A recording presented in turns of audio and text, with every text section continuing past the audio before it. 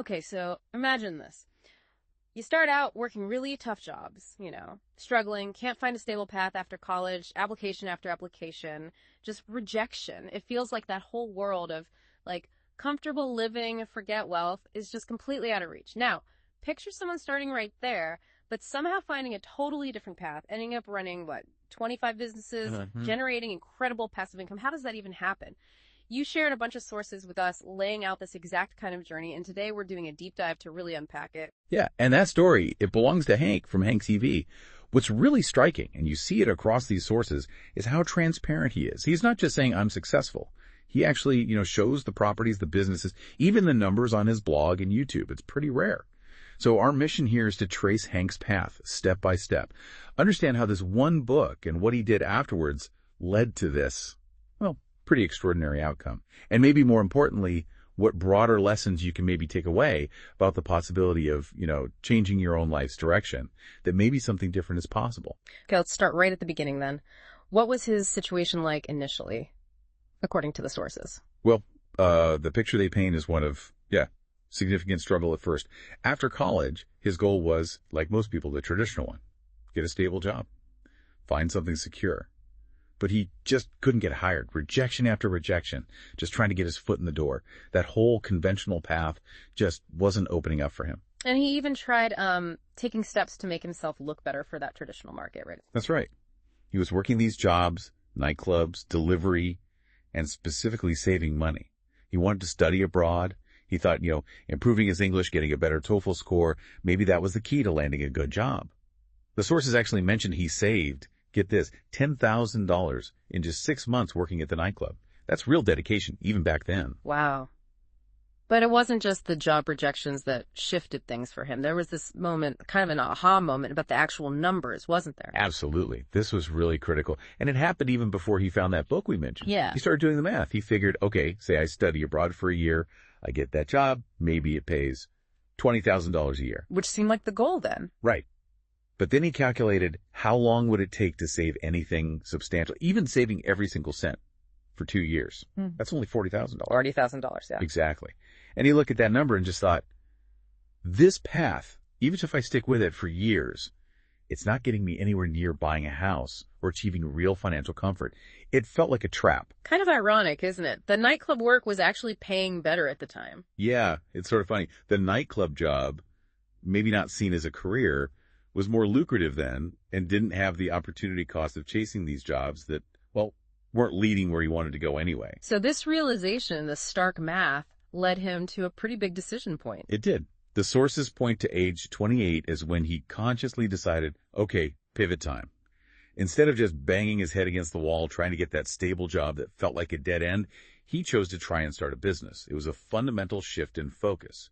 Even though, the sources say he was still involved in the nightclub scene at 32, his energy, his intention, it had completely changed. He was building something else. Okay, now here's where the story gets really interesting. That moment you mentioned, the sources really highlight one specific book as being the catalyst for basically everything that came next. That book was Rich Dad, Poor Dad by Robert Kiyosaki. Hank read it back in 2001. And it just seems like it landed at the perfect moment for him, given where his head was at. So what was the core idea? What was the big revelation from that book that just clicked? Well, it wasn't just one single thing, but the absolute main idea was shifting his entire focus. Yeah. Getting away from earning a salary, which is basically trading your time for money. Right. Hour for dollar. Exactly. And moving towards building cash flow, creating income streams from assets, things you own that make money without you having to constantly work for it. It introduced him to this whole concept of passive income and the goal of financial freedom, where your passive income covers your expenses, so you're not forced to trade time for money anymore. And that's such a critical difference, isn't it? Because even those really high-paying jobs like a surgeon or a top lawyer, your income is still tied directly to the hours you put in. Stop working, money stops. Precisely. You're still on that hamster wheel, might just be a faster one. The book really hammers home that building actual wealth, especially in a capitalist system, often means building or acquiring assets that work for you. The sources also touch on this societal thing, the stigma around money or wealthy people. Yeah, that comes up.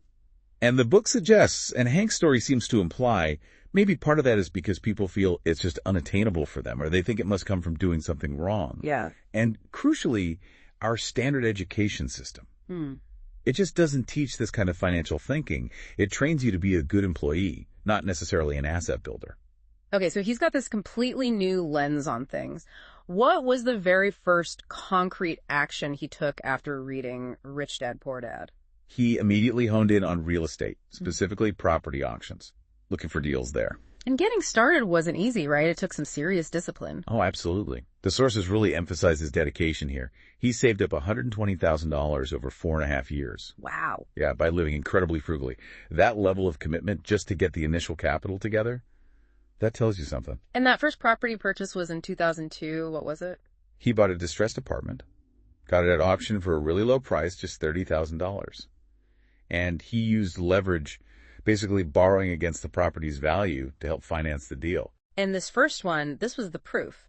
The validation that the ideas from the book weren't just theory. This is where it gets really exciting. The sources say just 2 months after he bought it, the property's value had already gone up by $50,000. $50,000. In 2 months. Yeah, $50,000. And this wasn't just luck, it was the definitive moment. The concept of assets appreciating, building value while you sleep almost. Yeah. It wasn't just in a book anymore. It was real, tangible.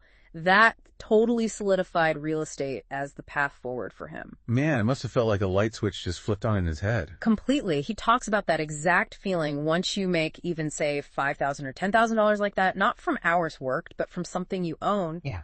It changes everything. You realize, as he put it, okay, I need to study this. It just ignites this deep curiosity, this drive to learn everything you can and go bigger. But his journey didn't just stop with flipping or holding apartments. The sources show he evolved his strategy around 2008. Right. He made a shift then from residential properties into commercial real estate. Started buying up retail spaces, planning to lease them out to businesses. And this led to another really interesting observation, didn't it? Something that sparked the next big phase. Yeah, this was a key insight. He started noticing that his tenants, the businesses operating in his properties, were often making way more money from the space than he was collecting in rent. Like significantly more. Oh, yeah. Tenants might be pulling in $15,000, maybe $20,000 a month from their business, while he was only getting, say, $2,000 in rent for that same space. So he thought, hang on, why, just be the landlord. Why not actually learn the businesses these tenants are running? Combine owning the property with running the business in the property. Capture more of that value being created. That's clever. And his strategy for finding these new combo opportunities involved looking where others weren't. Exactly. He started specifically looking for underutilized spaces, basements, top floors, the kind of areas most people might just write off as less desirable or harder to work with. Because they were cheaper. Yeah, they were cheaper. And he saw them not as problems, but as blank slates.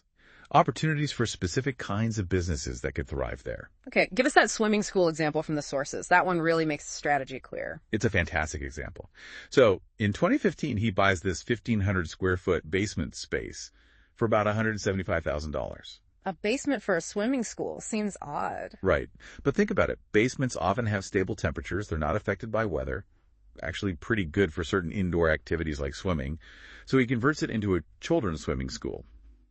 And the sources state this one location now generates over $300,000 in annual profit. Wow, from a basement. Yeah. And what's really telling, and a key lesson here for anyone listening, is that Hank himself, he was a chemical engineering major, no background in swimming, no coaching experience whatsoever. He didn't need to be the swim expert. He hired expert coaches. It shows you don't have to know every single detail yourself. You need to build the system, find the right people. He also used another, maybe less conventional example, the campground, to show this approach of finding overlooked spots with high cash flow potential. The campground, yeah, another great illustration. Finding land, not just thinking, will this go up in value, but what income-generating activity can this land support? So he looked for land nearest green, good for fishing, swimming, perfect for camping. And the numbers, comparing that investment to traditional real estate, are pretty striking. They really are eye-opening. He bought a plot for under $500,000 and turned it into a glamping site, glamorous camping. Now, think about the setup cost. A single glamping unit might cost, say, $12,000 to $14,000 to set up. Compare that to building or buying even one apartment unit, let alone a whole building, which could be millions. Okay, huge difference there. Massive. And then look at the income. A glamping unit can rent for $200 to $350 a night. A standard apartment might get you $500 a month. The cash flow potential is just on a completely different level. So again, it comes back to that principle. It's not just about owning the property, it's about maximizing the cash flow it generates. Precisely. Land value might go up, it might go down, but consistent cash flow, that provides stability. Focusing on assets that produce income, like Rich Dad Poor Dad talked about, that's what creates resilience. That income stream can support you, regardless of what the market's doing day to day. But, zooming out even further, beyond the specific deals and businesses, the sources make it really clear that Hank's biggest asset, the most valuable thing he developed, wasn't a building or land, it was his mindset and his absolute commitment to just constantly learning. He talks about this almost obsessive drive to read, to learn from everyone, even people maybe others question, like Gary Vaynerchuk, if he finds value everywhere. That's a really crucial point, isn't it? He wasn't filtering based on who was popular or had fancy credentials. He was just hungry for insights, wherever they came from. And this wasn't just passive learning. He was actively studying and trying to replicate successful models. Yes, exactly. And that's such a powerful lesson for life, not just business. It's kind of the opposite of school, where copying is bad, right? Yeah. In building skills, in building a life, studying what works for others and adapting it. That's smart. He mentions analyzing how Malcolm Gladwell tells stories, or breaking down Steve Jobs' presentations to get better on YouTube. He saw that success leaves clues, and he went looking for them. And learning from failure was also just part of the deal, non-negotiable. Oh, absolutely essential. The sources mentioned examples like Elon Musk's early SpaceX rockets just exploding, right? Huge public failures. Right. And Hank's own struggles, like with that campground business, which was apparently failing when he first bought it. These stories just hammer home that setbacks aren't the end. They're just data, opportunities to learn, adjust, keep going. Persistence isn't just some nice motivational poster idea. It's absolutely fundamental when you're trying to create something new or change your path. The sources also point out he drew inspiration from a really diverse group, not just business figures. That's true. He learned from people like Sarah Blakely, the Spanx founder. Her story is all about starting super small, just an idea, an incredible self-belief. That reinforces the power of mindset, even when you have almost nothing else. Elon Musk, again, for that sheer tenacity through what seemed like impossible odds. And even Oprah Winfrey, learning from her authenticity, her ability to connect through storytelling. Hank applied that to building his own connection online. It wasn't just about finance. It was about understanding different pieces of success and maybe fulfillment. Ultimately, the sources really present Hank's core message, his big takeaway, as this: your mindset. That's the single most important thing, much more than where you start financially or educationally. It's about cultivating this open-mindedness, really believing that change is possible because you see others have done it, staying incredibly curious, constantly learning books, videos, people, whatever. And then this is key, actually doing something with what you learn, taking action. Looking back at his own story, that open mind he had back in 2002 when he picked up Rich Dad, Poor Dad, that was the critical first step. It allowed him to even consider those ideas, to start down a path he never would have found if he'd stayed stuck in that traditional, limited way of thinking. It's just such a powerful reminder that the journey of changing your life, finding maybe a deeper meaning or different kind of success, it really does start inside, with what you believe is possible for yourself. Wow. Yeah, that's quite a distillation of his journey from these sources. It really highlights how just shifting your core perspective, like from salary thinking to cash flow thinking, can genuinely open up a whole new reality, and how crucial that persistent learning is, taking action even when it seems unconventional, and studying the blueprints others have left behind. It feels like more than just a business story, it feels doubly like a story about the power of belief, the power of an open mind, and the incredible potential for transformation that actually lies within each of us. Exactly. And it leaves us, maybe you listening, with a really potent question to think about. How might our own beliefs, maybe beliefs we don't even realize we have about what's possible for us, about money, about what success even means, how might those be quietly limiting our potential? And what small step, maybe fueled just by a little curiosity, a willingness to see things differently, maybe picking up that one book, looking at something overlooked with fresh eyes, or just deciding to learn from someone who inspires you? What small step could be the first nudge onto a completely new path? That whole profound journey, finding a different kind of fulfillment, maybe finding what truly matters, it often just begins with that quiet internal shift right inside you.